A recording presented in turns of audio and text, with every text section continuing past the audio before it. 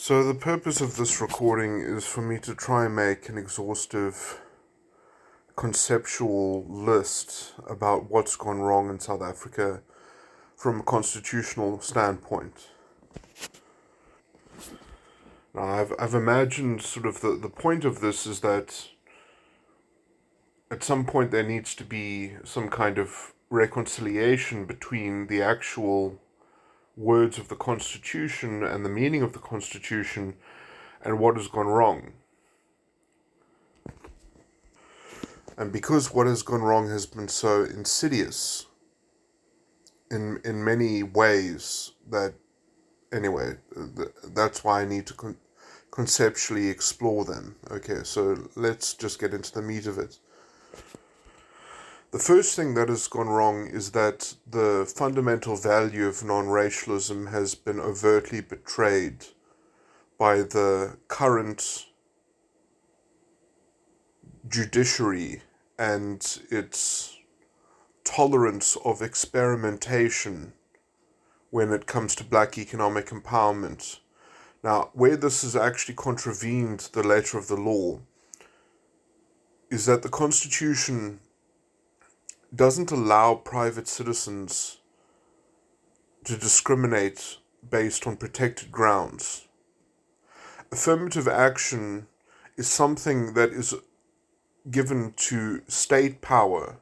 It's not something that the state can then create general legislation and then enforce everybody else to employ a kind of racialist consciousness and a racialist lens in how they deal with people in order to correct for things. That's not how affirmative action is meant to operate. Affirmative action is meant to be state projects that actually uplift people and empower people, that ameliorate particular disadvantages. They actually target disadvantage, not create a kind of compensatory group reparation that's meant to symbolically uplift the group. That it's just, to call it a constitutional experimentation, it's worse than that. It's morbid.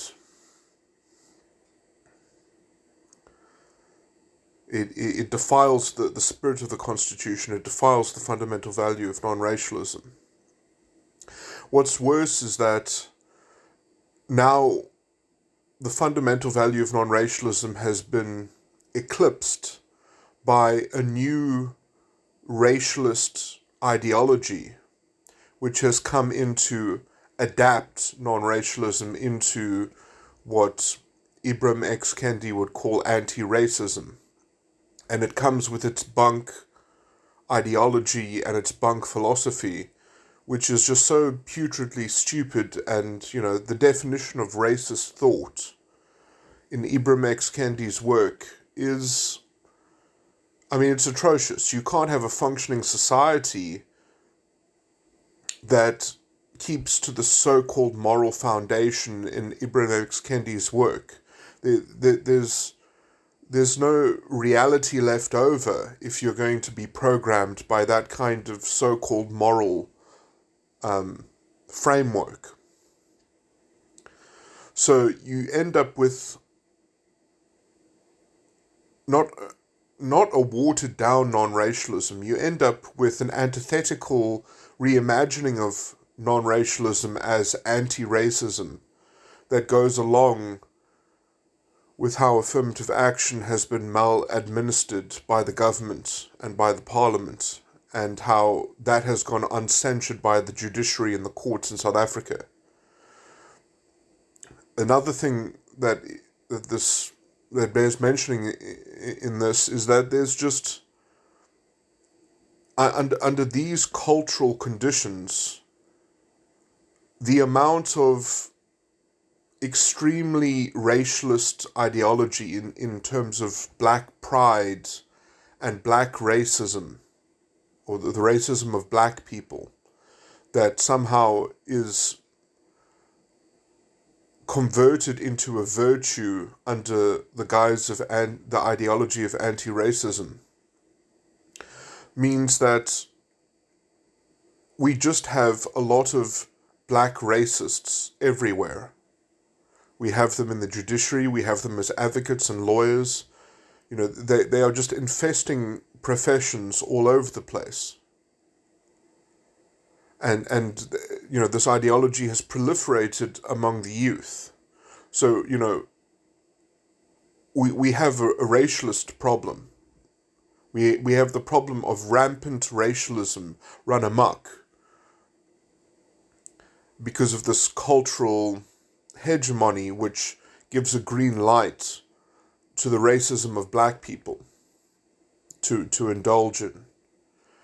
And this double standard has then led to reinforce legal double standards, which we see in the Kill the Boer case, which we still have to see if the appeal is going to rectify that very poor judgment, where the judge in the case really doesn't deserve to be a judge. He's obviously so riddled with racialism.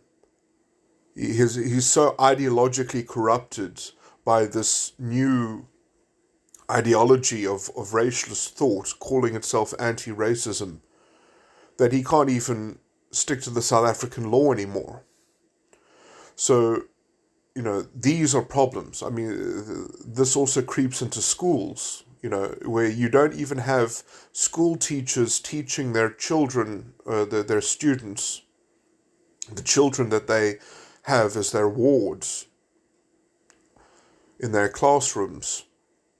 They won't teach them what's actually in the Constitution. They'll teach them what comes out of a book of Ibram X. Kendi, or what comes out of a book from Robin DiAngelo, I believe is her name, who tout these anti-racist ideas and ideology.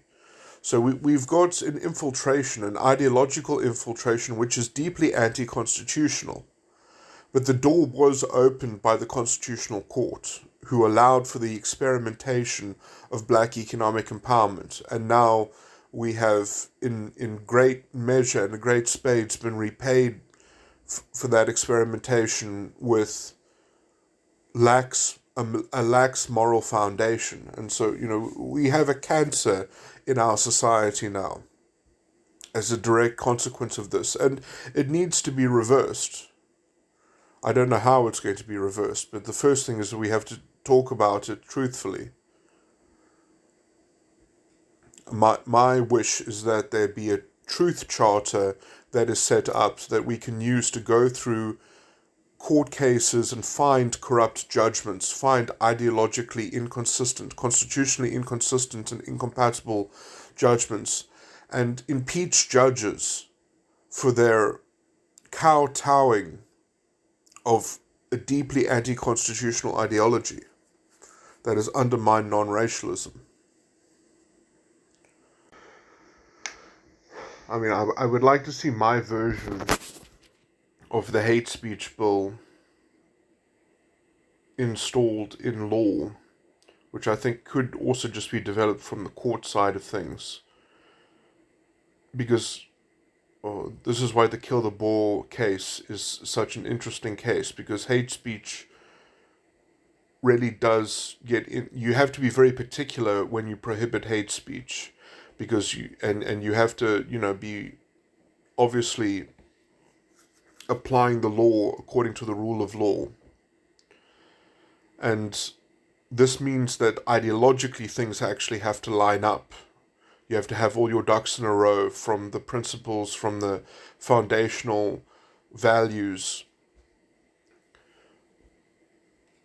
to the application of the prohibition. And obviously the centers around incitement of violence,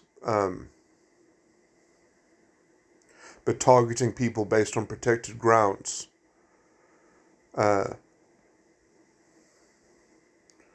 So, speech that targets people, and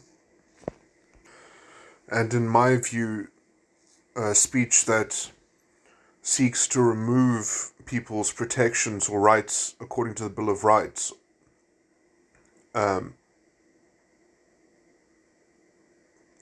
propaganda for undermining the Constitution and the constitutional order, I think should be included in terms of hate speech, so that there is actually a solution to what's otherwise known as the liberal paradox, where a liberal society that isn't capable of guarding its own liberal values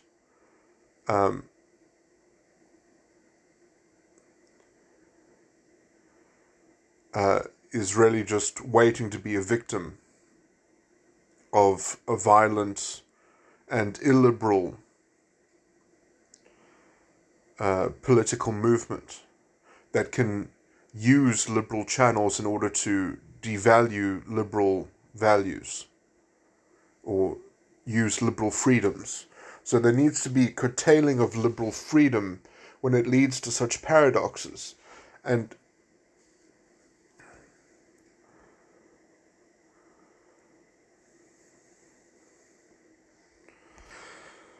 perhaps the concept of constitutional violence goes too far, but I think that this, I come to my conclusion because what's also prohibited in the free speech protection in the Constitution is propaganda for war. And I do think that anti-constitutional propaganda declares war on the Constitution. So I mainly place my hate speech category not so much that it is seeking to incite violence, but that it's seeking to undermine the peace of a supreme constitution, the peace and tranquility of a constitutional society. So yeah, I mean, there are also some premises that I should point out here. That, I mean, basically, I'm a constitutional literalist. I believe in what the Constitution literally says, but also I think that the Constitution is sufficient and that it shouldn't be experimented with when it comes to the Bill of Rights. And that, you know, anything done to the Bill of Rights must be done through the limitations clause, which has reference to certain, let's say, non-negotiable Section 1 values, like non-racialism. So, you know, the spirit of non-racialism is quite deep and quite embedded in the Constitution. It's quite fundamental.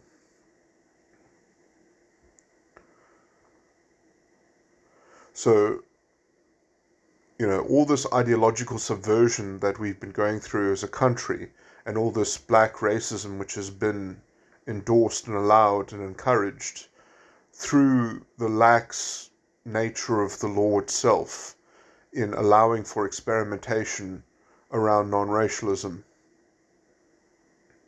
experimentation in terms of black economic empowerment and affirmative action,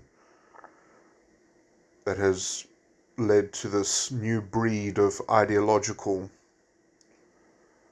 anti-racism, as it calls itself, but which is really just another form of insidious racism.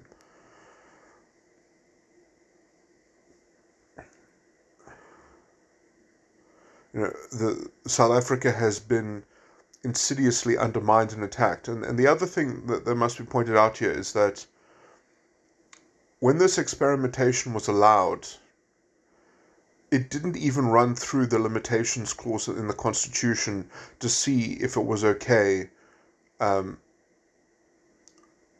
limit the rights of the right not to be discriminated against. It didn't go through the proper test and assessment that is laid out in the limitations clause. It just said, well, because it's done by the democracy, it's justified. Turning our constitutional supremacy into a supreme democracy, mirroring what happens in the American case, which we are not in the American situation. So really, our whole legal order has been turned upside down, as we have kind of been morphed into an American experiment of democracy.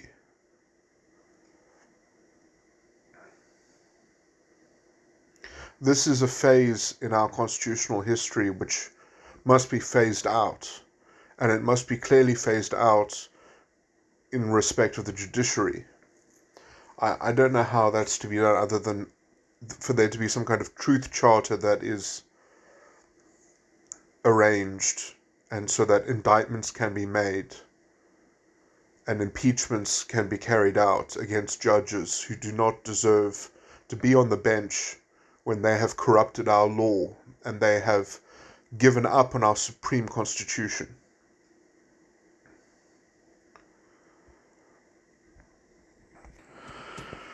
As a purely political aside, I think it's interesting watching the ANC government as it's essentially tried to morph itself into sharing responsibility.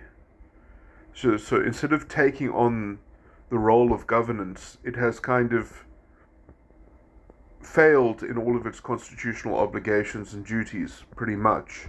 And then what it sought to do is to share that responsibility with the private sector. To kind of, you can see this also with the NHI bill, the National Health Insurance Bill, that they seek to sort of envelop all of the private medical system and turn it into the National Health Service, essentially, so that the weight of responsibility is burdened by the private sector, and if it succeeds, then the ANC can take the credit, and if it fails, the ANC can scapegoat the private sector. I mean, I just mention this because that is what the ANC has done for affirmative action. Instead of making their own projects of upliftment and making their own particular public-private partnerships for creating, sort of incubating skills and people's talents and developing people, or creating transportation hubs to help poor people bridge the gap between the labor market and a supply of labor that can't reach the market because of disadvantage. Instead of trying to actually ameliorate disadvantage directly, they just incentivize the private sector by saying you have to fulfill these quotas. You just have to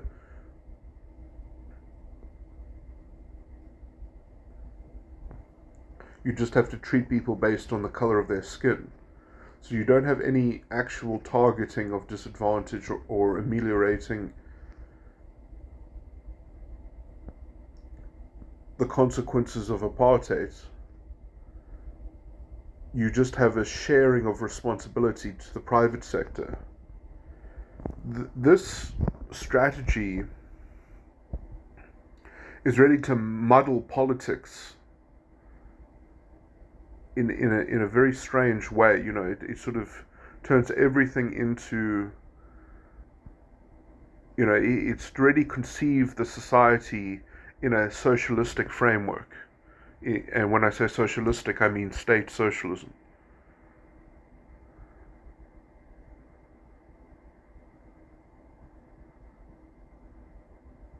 So there's this idea, because there's a democratic majority, that the society belongs to the ANC government already. And the judiciary has essentially gone along with this model, gone along with legislation in Parliament that seeks to completely dissolve the public and the private.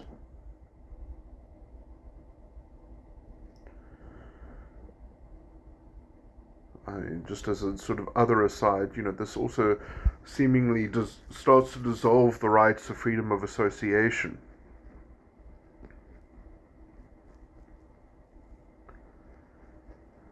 So we are in a paradigm that is sort of fundamentally anti-liberal in terms of, the fact that freedom of association has just been completely blotted out. It's been sort of ignored.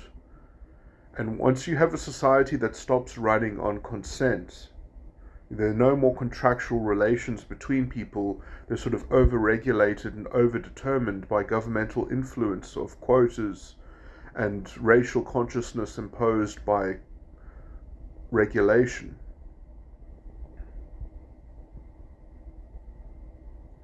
That's what we've been living under since 2008.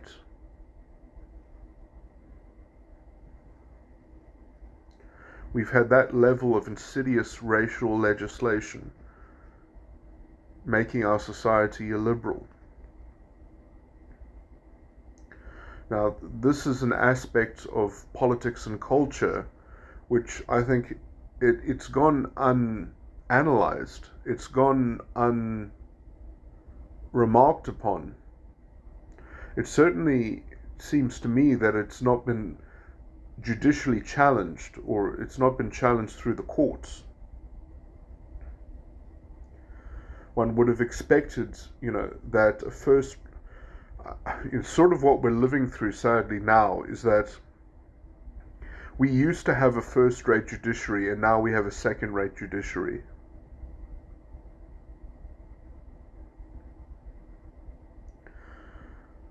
I don't know if we just haven't had the cases to try out these kinds of legal strategies and ideas. And, there are certain ideas which political parties wouldn't want to try out in court because they would rather win through the ballot box than win what people could otherwise get with their vote, could win it through the courts. That undermines their bid for forming a government. So maybe there is just a lapse there, that there aren't cases that are brought which could fix certain things from a kind of ideological standpoint, in places where ideology seemingly trumps constitutional rights. Anyway, it certainly is a quagmire, even if you take my optimistic criticism about the fact that maybe we just haven't had the right cases being tried on these matters.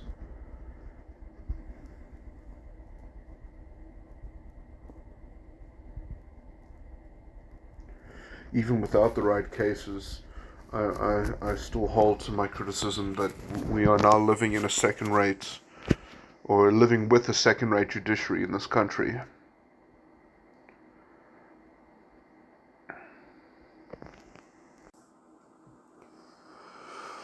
Furthermore, just retouching on the point that I was making about the dissolving of freedom of association and the kind of ideological stew that we have been acclimating towards. It seems to me that these conditions are much closer to Weimar Republic and the development of the Nazi movement.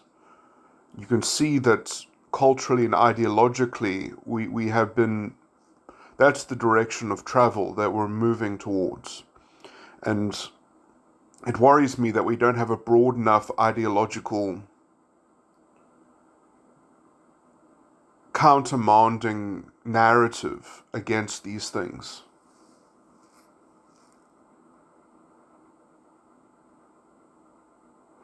So this is also why I think developing a truth charter would be valuable, as to remember things like freedom of association that really undermine things like authentic Ubuntu, because how can you even have anything like non-racialism existing in South Africa today when anything does happen? Freedom of association has been so dissolved you can always just credit that to the government. And when things don't happen, then blame is heaped on the scapegoat, on the political scapegoat. So, yeah, we do suffer from all sorts of problems now, mounting from the fact that we have a judiciary that hasn't kept the line, that hasn't held the line on liberalism. They have let it be, they have let it get tossed to the waves. You know, it's just been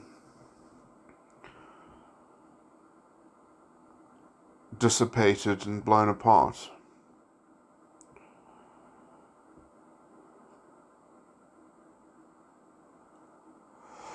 But yeah, to actually go into the minutiae of how it has been left in tatters, how that has,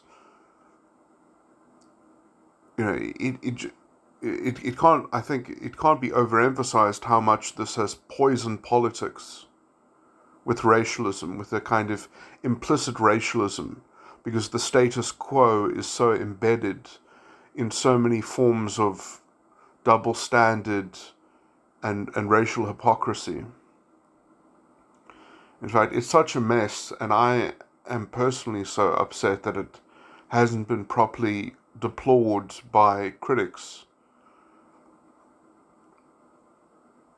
That, you know, it lends me towards a kind of despair where I want to just, you know, sort of have an independent Western Cape that can break away from the country, but continue on with the South African Constitution and make a great success of itself with its better form of governance, and to sort of show the rest of the country and put it to shame, you know, while the rest of the country falls apart and collapses under the weight of the ANC government. That it's sort of what the majority of people somewhat deserve for their democratic endorsement of such a corrupt and ideologically corrupt form of politics.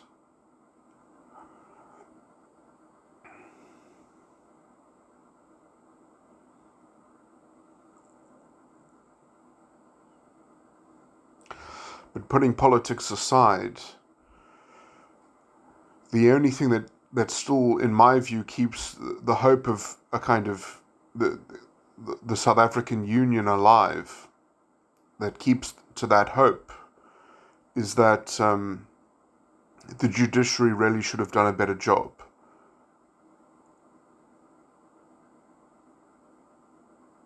And that if the judiciary can be repaired, then maybe the national image, the national spirit, the national soul can be redeemed.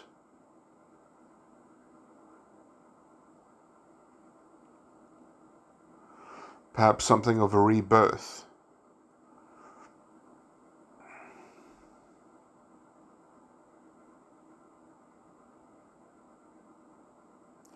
The only way I see that kind of rebirth being managed is through the chastisement of the judiciary, because they have failed us and they have become a second-rate judiciary, and they really do deserve to shoulder much of the blame for the corruption that's gone on in this country, because it's been under the moral corruption that has been permitted by the law that has facilitated the state corruption as well.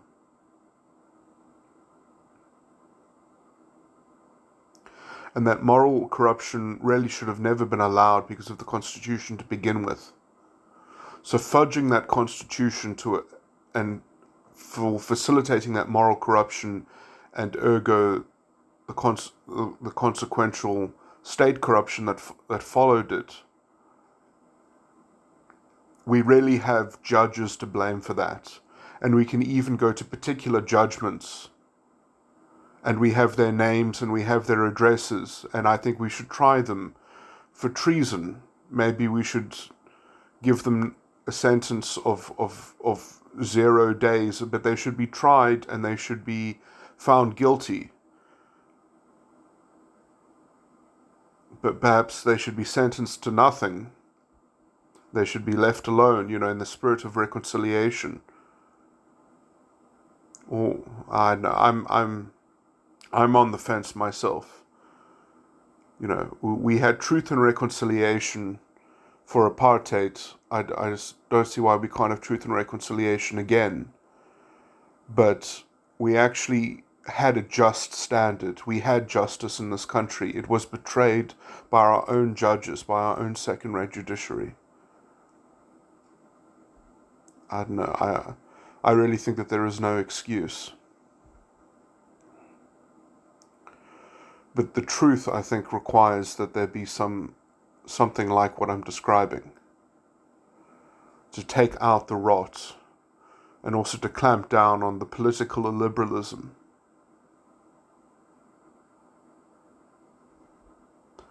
Perhaps some people would think that I'm too heavy-handed in my imagination about what is plausible and what is feasible and correct in the application of policing the illiberal paradox.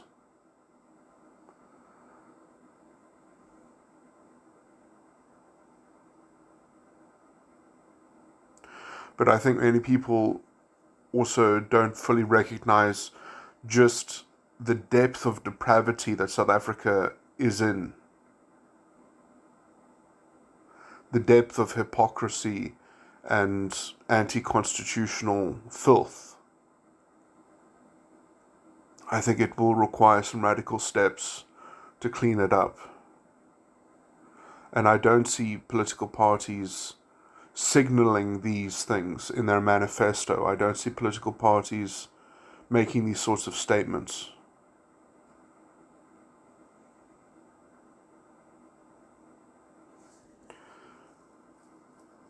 This is what leads me towards wanting to get into politics myself, I guess. Perhaps I should just try harder. What did they say? Be the change you want to see in the world.